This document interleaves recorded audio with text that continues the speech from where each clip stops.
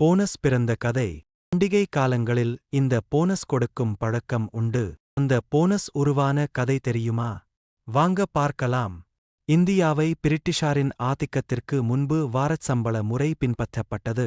ஆங்கிலேயர் ஆட்சி காலத்தில்தான் மாத சம்பளமாக மாற்றம் செய்யப்பட்டது.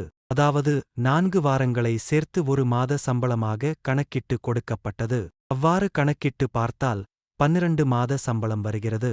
வாரத்தின் படி சம்பளத்தை கணக்கிட்டால் 13 மாத சம்பளமாக வர வேண்டுமல்லவா? இதற்காக மகாராஷ்டிராவில் சில தொழிற்சங்கள் போராட்டத்தில் ஈடுபட்டனர். கிட்டத்தட்ட 10 ஆண்டு காலம் இந்த போராட்டம் நடைபெற்றது. இதனைத் தொடர்ந்து தொழில் சங்கங்கள் நிர்வாகிகள் பிரிட்டிஷ் அரசுடன் ஆலோசனை மேற்கொண்டது.